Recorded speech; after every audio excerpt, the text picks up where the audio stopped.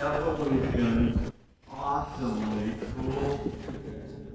Cosmic evolution, planetary evolution, personal growth, all integrated in the evolving Supreme Being. Don't you want everyone to experience that thrill? The next question is not rhetorical. Are you willing to enhance that thrill by disciplining yourself to the demands of evolutionary wisdom? Now I want you to please take a few silent moments to allow the soul to speak to God your honest answer. Here's the question again, put in the first person singular. Am I willing to enhance the thrill of evolution by disciplining myself to the demands of evolutionary wisdom?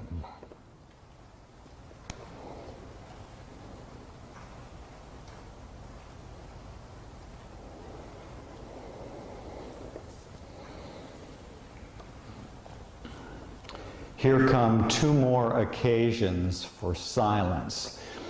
Higher wisdom comes first from the personalities of the central universe who live with the universal Father in the eternal now. Please take a few moments of silence to enhance your receptivity to the wisdom of the eternal now.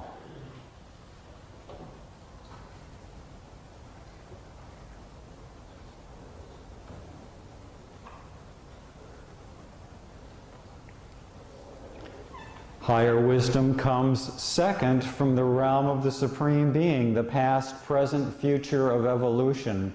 Now please take a few moments to spread out in your imagination the movement of this universe age from its origin through its history to its destiny. Imagine the process in fast forward mode. Find your own image or symbol or gesture, or somehow try to get a feel for the whole sweep of evolution.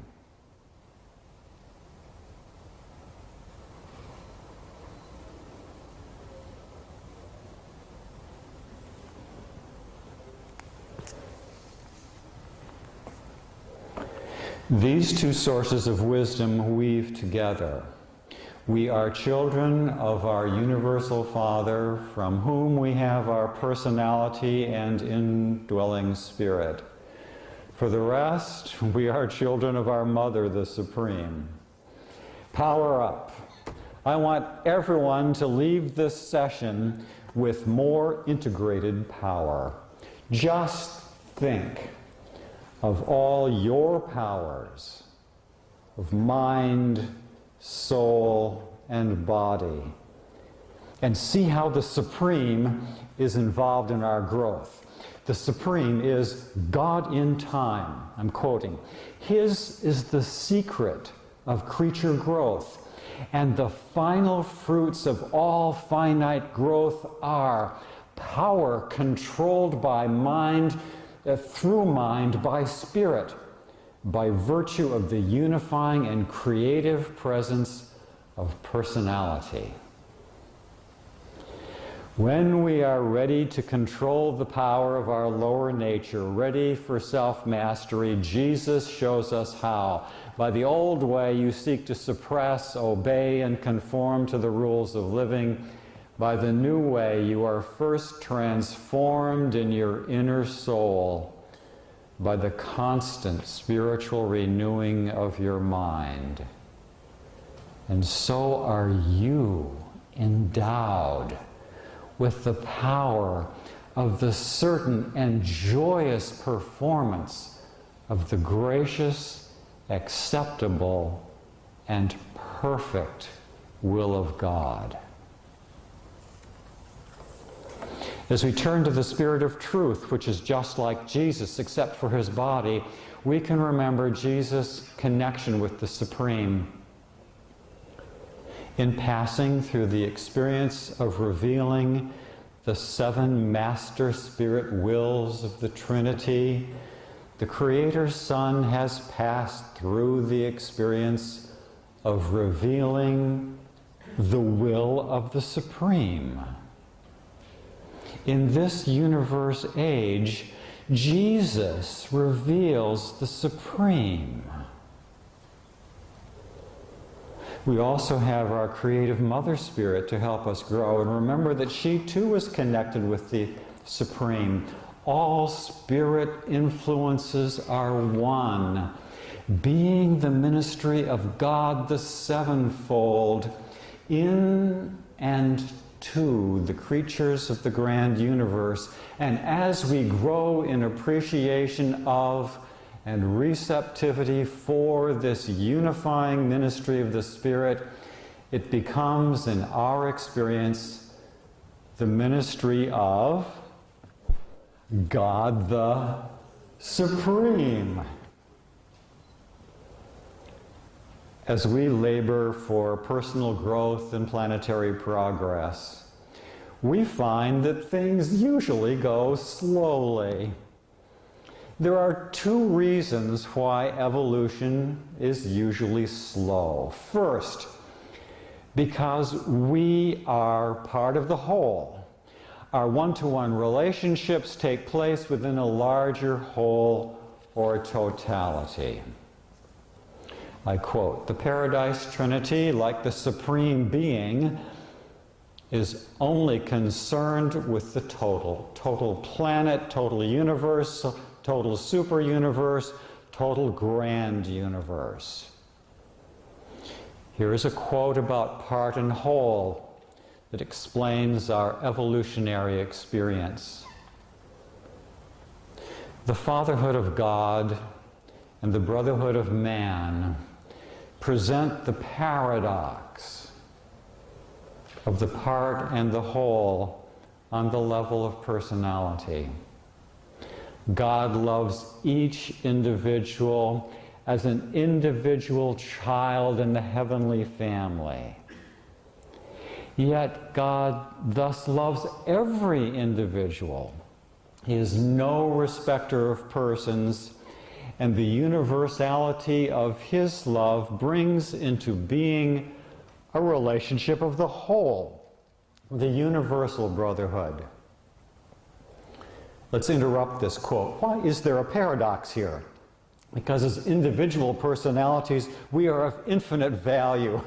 Well, in the whole, we are finite in the mathematician's sense of the word, non-zero. The part of the destiny of the future of the Supreme that we control is called infinitesimal, which refers to an indefinitely small quantity approaching zero. Actually, this humbling reminder of how small we are in comparison with the whole helps us acquire the willingness to serve without human recognition and rewards. Now let's continue with the quote. Brotherhood constitutes a fact of relationship between every personality in universal existence. No person can escape the benefits or the penalties that may come as a result of relationship to other persons. The part profits or suffers in measure with the whole. The good of each man benefits all men. The error or evil of each man augments the tribulation of all men. As moves the part, so moves the whole. As the progress of the whole, so the progress of the part. The relative velocities of part and whole determine whether the part is retarded by the inertia of the whole or is carried forward by the momentum of cosmic brotherhood.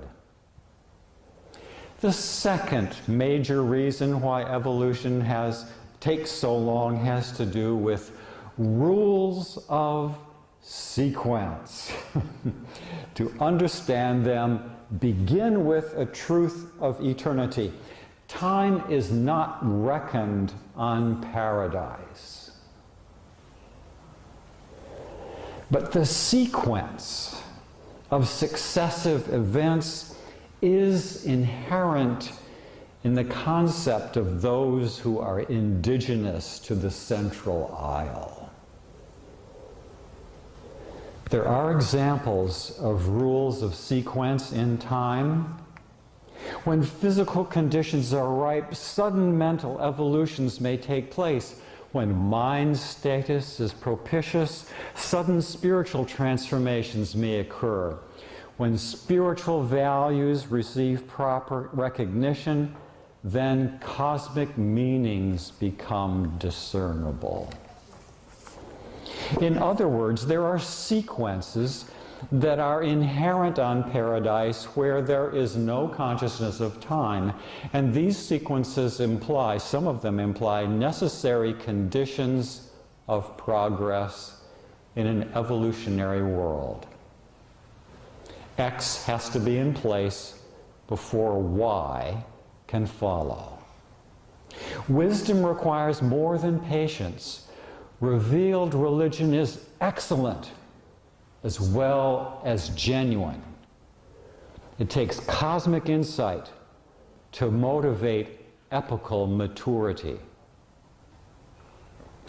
As the self matures, it reaches further and further back into the past for experience, while its wisdom forecasts seek to penetrate deeper and deeper into the unknown future.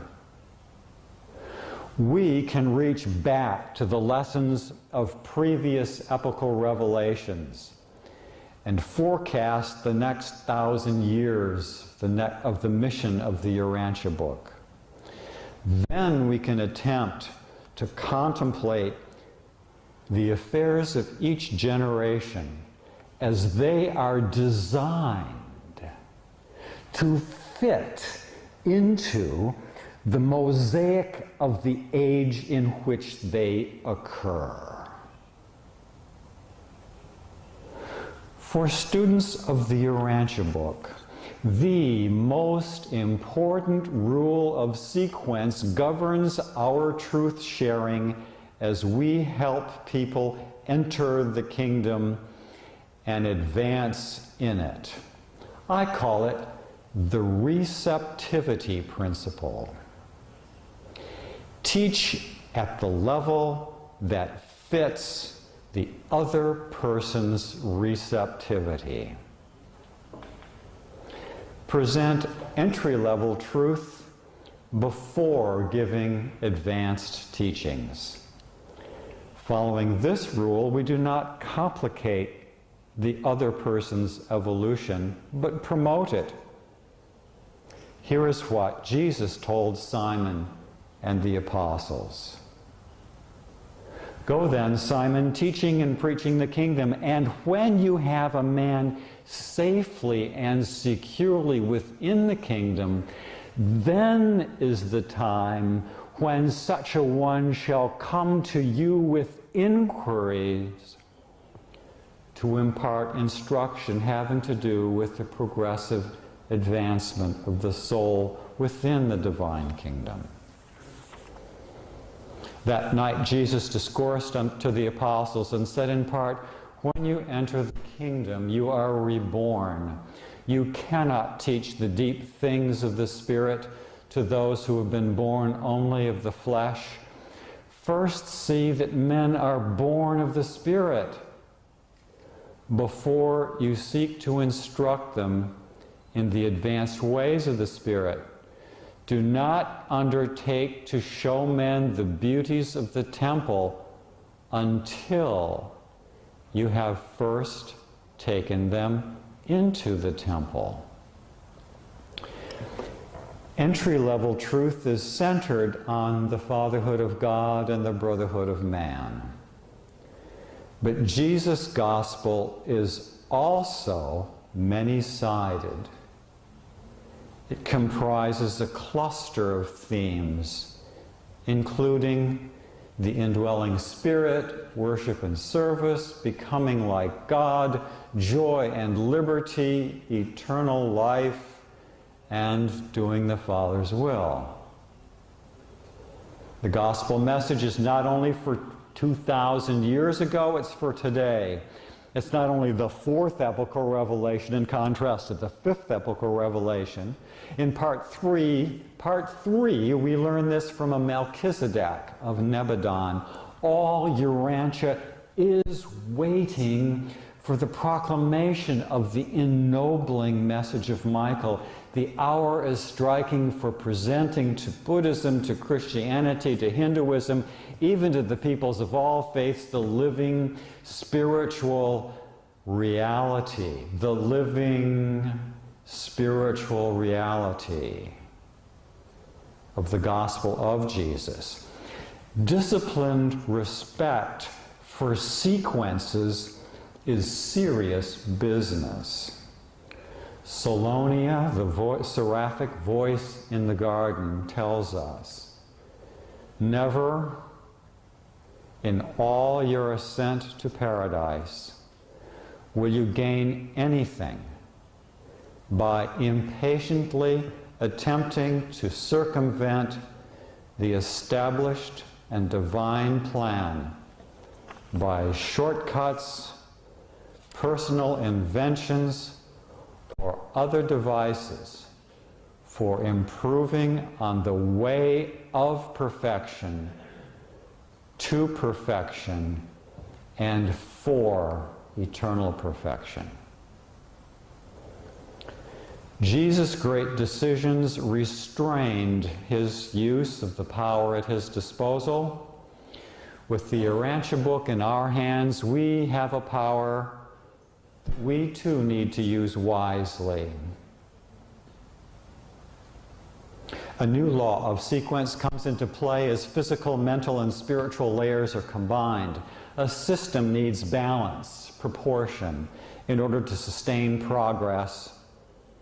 The dimensions of personal and planetary development need to stay balanced in order for civilization to continue to progress. The mighty messenger who talks about the Supreme tells us, when culture advances over fast, when material achievement outruns the evolution of worship wisdom, then does civilization contain within itself the seeds of retrogression. And unless buttressed by the swift augmentation of the experiential wisdom,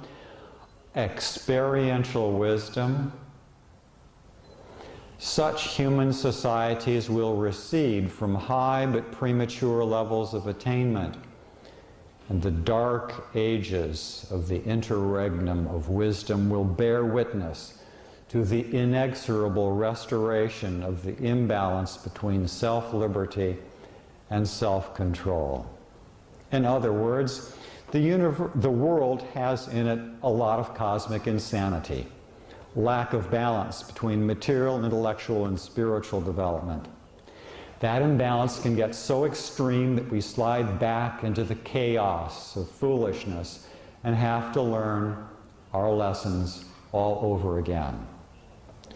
What planetary civilization needs for its salvation is swift growth in an integration of worship and wisdom.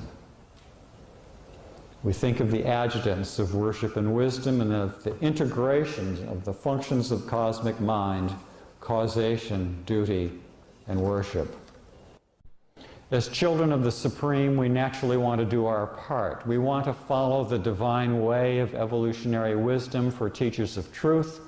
We want to shine our light. We want our light to shine in ways that are beautiful and good and responsible to all levels of truth. We want to work in a way that is consistent with supreme values. And guess who walks on the stage again? God the Supreme is truth, beauty, and goodness. For these concepts of divinity represent finite maximums of ideational experience. The eternal sources of these triune qualities of divinity are on superfinite levels, but a creature could only conceive of such sources as super truth, super beauty, and super goodness. In order for us to sincerely care about such ideal values, we need to develop a passion, a taste for jumping into what the mighty messenger calls the thrilling adventures of evolving harmony out of chaos, beauty out of potentials, truth out of meanings, and goodness out of values. And if we begin to thrill to the adventure of supreme values, and if we would seek wisdom for living these values, the end of paper 2 provides an outline for a philosophy of living in cosmic truth, universe beauty, and divine goodness. Do such intellectual things really affect the success of our work? Listen to what Jesus had to say after the crisis at Capernaum. Their gospel book sales were down, their kingdom study groups weren't multiplying as hoped, their ministry conferences had fewer participants, the old leaders were not attracting new converts from the younger generation, religious conservatives abused their reputation on the internet, and most people were too preoccupied to care.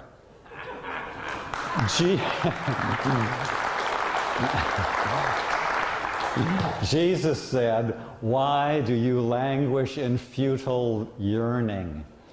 Because you obey not the truth. Cease your useless yearning and go forth bravely, doing that which concerns the establishment of the kingdom. In all that you do, become not one-sided and over-specialized. The Greeks have a science without a religion, while the Jews have a religion without a science. And when men become thus misled into accepting a narrow and confused disintegration of truth, their only hope of salvation is to become truth-coordinated, converted. Let me emphatically state this eternal truth. If you, by truth coordination, learn to exemplify in your lives this beautiful wholeness of righteousness, your fellow men will then seek after you, that they may gain what you have so acquired. Notice the truth-coordinated life is about living the meanings of facts and values in such a way that righteousness results from it, with a quality of beauty about it. Then you begin to attract inquiry from others. Having taken over 3,000 students through experiential projects in truth, beauty, and goodness, I am now setting up new programs for this work. If you are interested, get in touch with me, but not after this talk, because we've got to sprint to the airport. The teachings on the Supreme open up an enhanced spirituality. We know that the Father walks beside us each step of the way. Well, the very way that we are traversing, the very way that we are traversing is the presence of the Supreme. The presence of the Supreme is the way, the Tao, the spirituality of engagement in cosmic process was realized by the ancient Chinese Confucian teacher Mencius, who wrote, "A noble man steeps himself in the way because he wishes to find it in himself. When he finds it in himself, he will be at ease in it. When he is at ease in it, he can draw deeply upon it. When he can draw deeply upon it, he finds its source wherever he turns."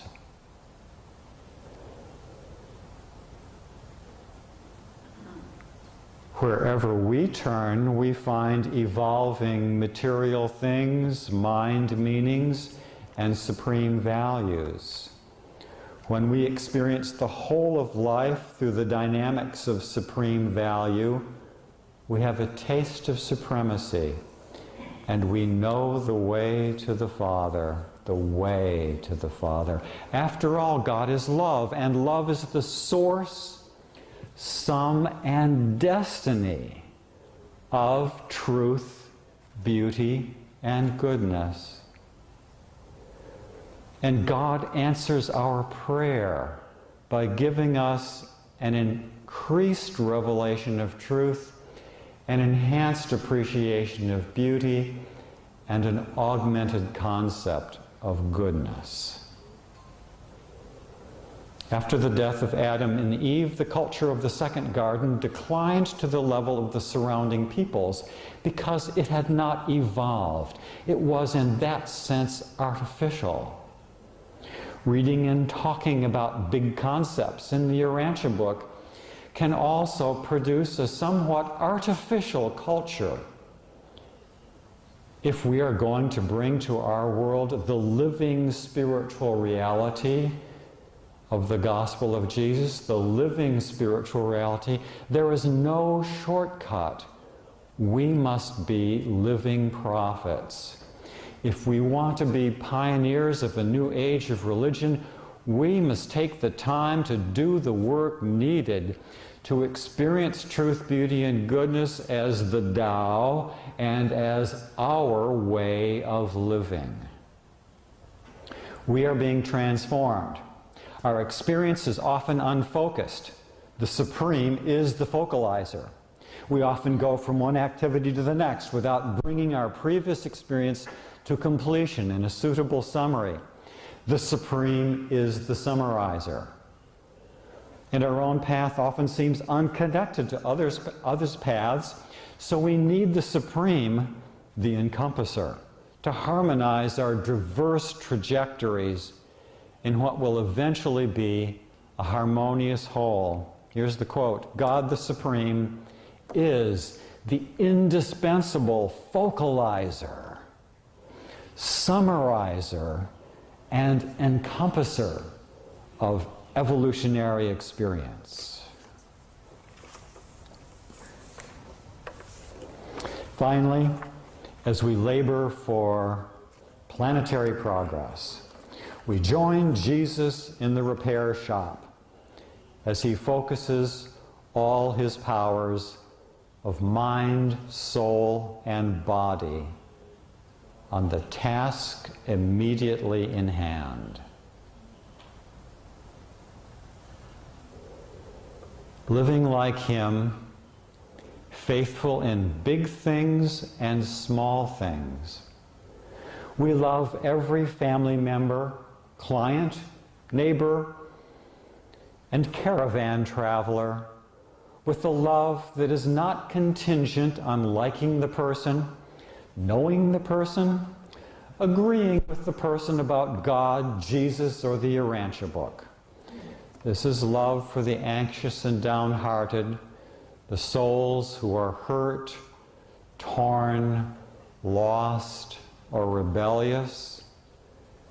This is a desire to do good to others, but more than desire, it is the outworking of the divine and inner urge of life, based on understanding, nurtured by unselfish service, and perfected in wisdom. The great circuit of love is from the Father through sons to brothers, and hence to the Supreme. The love of the Father appears in the mortal personality by the ministry of the indwelling adjuster. Such a God-knowing Son reveals this love to his universe brethren, and this fraternal affection is the essence of the love of the Supreme.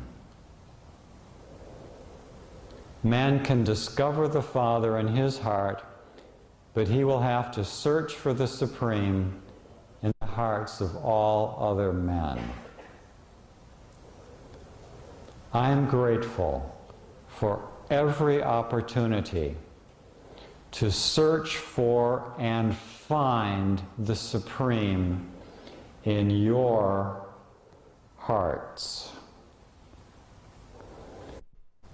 And I hope you may find Him in mine.